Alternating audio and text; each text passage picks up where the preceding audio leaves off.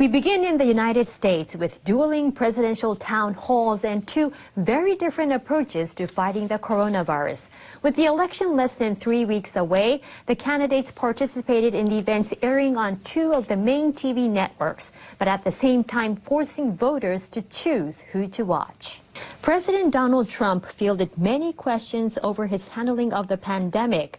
Asked when he had last tested negative before his positive diagnosis earlier this month, Trump deflected, saying he possibly took a test the day of the first presidential debate.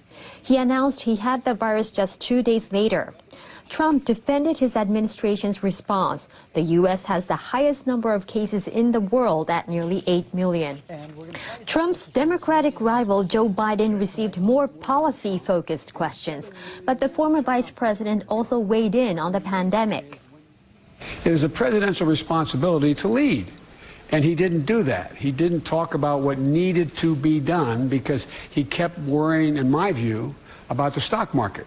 He worried if he talked about how bad this could be unless we took these precautionary actions, then in fact the market would go down. And his barometer of success in the economy is the market. Biden also committed to not seeking revenge against Republicans if he wins the White House, saying, in politics, grudges don't work. The two candidates are still set to square off for one final debate, October 22nd. In Bangkok, huge crowds of anti-government demonstrators gathered on Thursday, defying a ban on mass protests announced earlier in the day. Calls on social media urged demonstrators to converge on a shopping district in the capital. Police say about 10,000 people gathered. It marks the latest in months of rallies, with protesters demanding the resignation of Prime Minister Prayut Chan-o-cha and reform of the monarchy. If they really crack down on us, then we'll stage another, even bigger rally.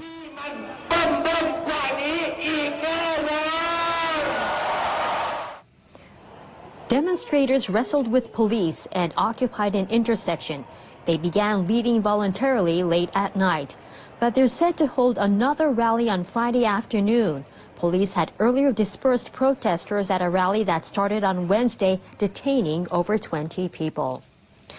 The European Union has imposed sanctions on 6 senior Russian officials and a chemical research institute over the alleged poisoning of opposition leader Alexei Navalny.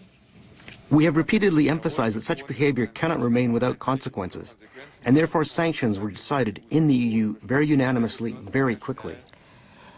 The EU says it will enforce asset freezes and travel bans. The British government announced on Thursday that it will impose similar sanctions on the same targets. Navalny fell unconscious on a Russian domestic flight in August. He was transported to a hospital in Germany for treatment.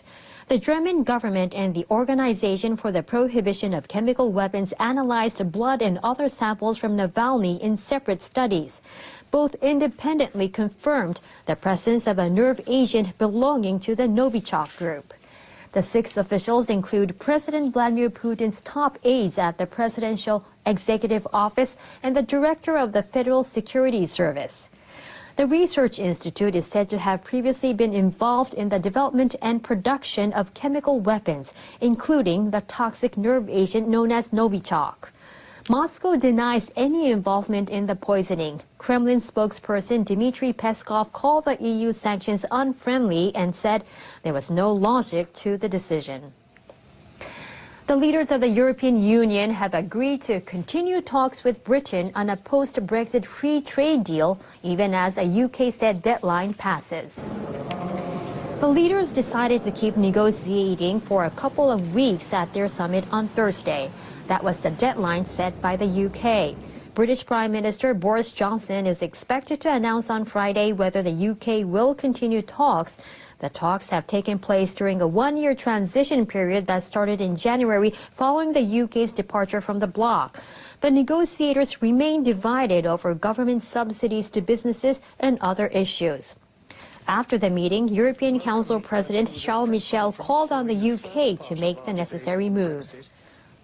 As regards with the withdrawal agreement and its protocols, they must be fully implemented full stop. And that's also a question of international credibility for the UK.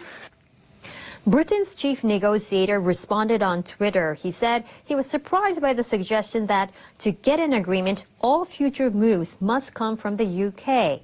The transition period is set until the end of this year, but time is limited as any deal will still need to go through the UK Parliament. The coronavirus pandemic has made many urban residents in China keen to escape the densely populated cities for the countryside on weekends and vacations. Now, the trend has given rise to a booming new business that's bringing prosperity to farming villages by making use of old houses. NHK World's Makita Naoki reports. This is Zhangjiazhuang.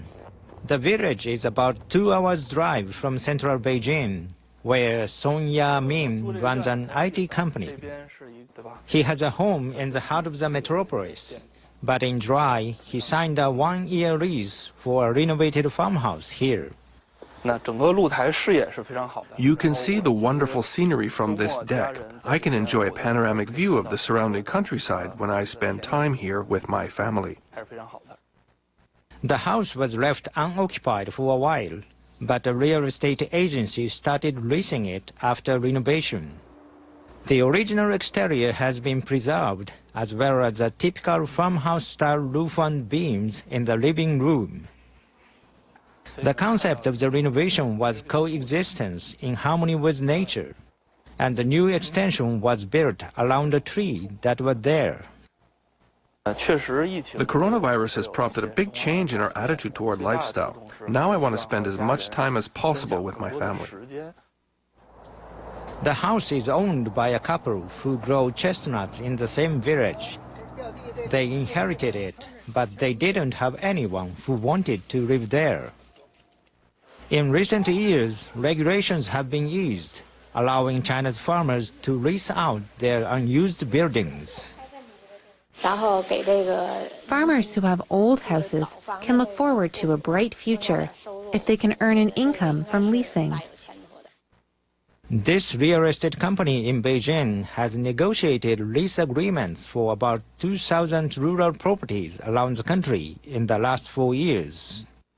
They are rented out for as much as $17,000 a year.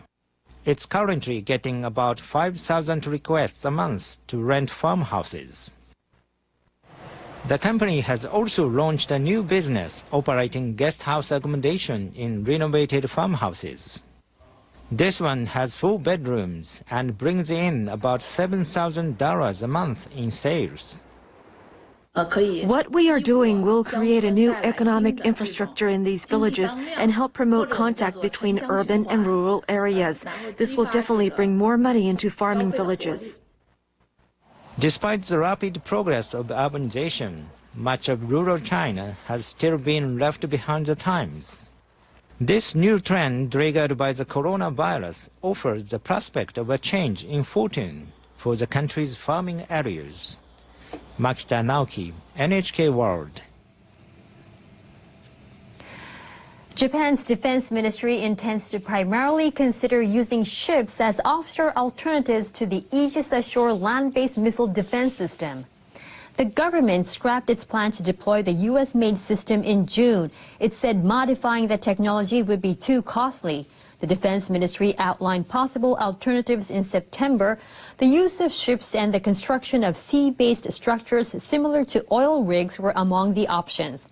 Officials are focusing on a proposal to use ships. They say vessels would ensure greater mobility and protection than rigs. They also say a ship-based system would function better in changeable weather conditions at sea. The proposal includes the use of self-defense force destroyers and private commercial vessels. A separate idea is to increase the number of Aegis-equipped destroyers. The ministry plans to take the next step after conducting technical analyses and consulting with governing coalition lawmakers. Let's check out the world weather with our meteorologist Yoko Komagata. Yoko, we're really feeling that the season is changing here in Japan. People in northern parts of the country saw the first snow of the season on Thursday, and this morning on Friday, us in Tokyo, we woke up to a pretty chilly weather. Does this mean that we're heading to a cold weekend? Actually, it's going to be a bit warmer in northern portions of Japan, but Tokyo will continue to get wet and chilly temperatures on Friday going into Saturday. The first frost was reported in Obihiro, Hokkaido on Friday morning. That was a week later than normal. Cold air will also spread toward the south into the Kanto region, including Tokyo on Saturday. At the same time, we are expecting widespread showers across the southern half of the country.